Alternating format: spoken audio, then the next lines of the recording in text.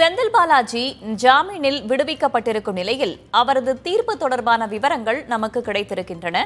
இது தொடர்பான மேலும் விவரங்களை வழங்குவதற்காக செய்தியாளர் நிரஞ்சன்குமார் இணைந்திருக்கிறார். அவரிடம் கேட்கலாம். நிரஞ்சன், செந்தில் பாலாஜிக்கு நிபந்தனை பிணை வழங்கப்பட்டிருக்கிறது. அவர் அமைச்சராவதற்கு தடையில்லை அப்படின்ற தகவலும் அவருடைய வழக்கறிஞரால் தெரிவிக்கப்பட்டிருக்கு. இதை தாண்டி பிணை ரத்து செய்யப்படுவதற்கான சூழல்கள் அப்படின்னு நீதிபதிகள் ஏதேனும் குறிப்பிட்டிருக்கிறார்களா? அந்த தீர்ப்பில் இன்னும் வேறு என்னென்ன விவரங்கள்லாம் தெரிவிக்கப்பட்டிருக்கிறது, விரிவா சொல்லுங்க.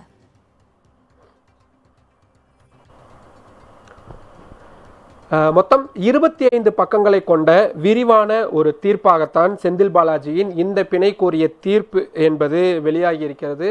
முடிந்தால் நாமும் திரையில் அதனை பக்கத்தில் ஒளிபரப்பும் பட்சத்தில் இன்னும் அதற்கான தெளிவு கிடைக்கும் என்பதை நம்பலாம். அந்த 25 பக்கங்களில் முதலில் வழக்கின் தன்மை என்ன என்பதை நீதிபதிகள் விளக்கி இருக்கிறார்கள். செந்தில் பாலாஜி தரப்பு, அதே மாதிரி அமலாக்கத்துறையின் தரப்பு வாதங்கள் என்னென்ன என்பதையும் சுருக்கமாக அவர்கள் எழுதியிருக்கிறார்கள்.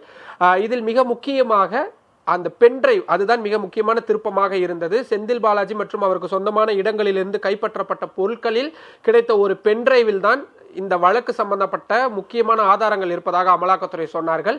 தற்போதைய சூழலில் அதனை சந்தேகிக்க கூடாது என்று அமலாக்கத்துறை சொல்லியிருந்தார்கள். அந்த வாதமும் உச்சநீதிமன்றம் வழங்கியிருக்கக்கூடிய இந்த தீர்ப்பில் மிக தெளிவாக குறிப்பிடப்பட்டிருக்கிறது. பிறகு நீதிபதிகள் தங்களது கன்க்ளூஷனாக சில முக்கியமான வழக்குகளை, உச்சநீதிமன்றம் ஏற்கனவே வழங்கிய தீர்ப்புகளை சுட்டிக்காட்டி மேற்கோள் காட்டி இந்த தீர்ப்பை வடிவமைத்திருக்கிறார்கள்.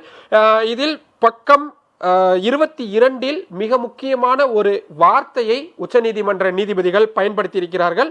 நான் அதை ஆங்கிலத்தில் சொல்லிவிட்டு மீண்டும் அதை தமிழிலும் சொல்கின்றேன். If the constitutional courts does not exercise their jurisdiction in the cases, the rights of the undertales under Article 21 of the Constitution of India will be defeated. அதாவது உச்சநீதிமன்றத்திற்கு என்று பிணை கோரிய விவகாரங்களை விசாரிப்பதற்கான அதிகாரம் என்பது இருக்கின்றது. அந்த அதிகாரத்தை உச்சநீதிமன்றம் சரியாக பயன்படுத்தவில்லை என்றால், அண்டர் ட்ரையல் விசாரணையை எதிர்கொள்ளும் ஒரு நபர் சிறையில் இருந்து கொண்டு அவருக்கான அரசியல் சாசன உரிமையாக வழங்கப்பட்டிருக்கக்கூடிய ஆர்டிகல் 21 தோற்கடிப்பதாக அமைந்துவிடும். மிக மிக முக்கியமான வார்த்தை.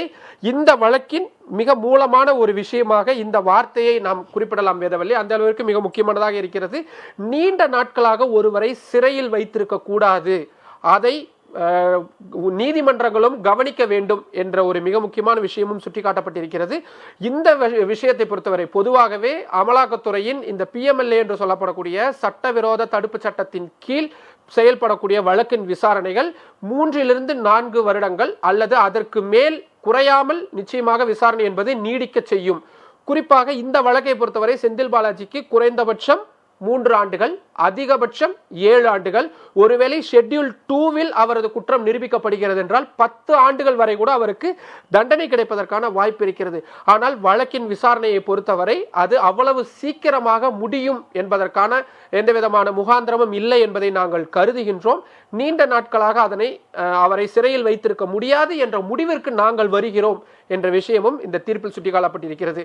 நிபந்தனைகளை பொறுத்தவரை செந்தில் பாலாஜியின் பிணை ரத்தாகுமா என்றால் ரத்து ஆகும் என்பதையும் தெளிவுபடுத்தியிருக்கிறார்கள்.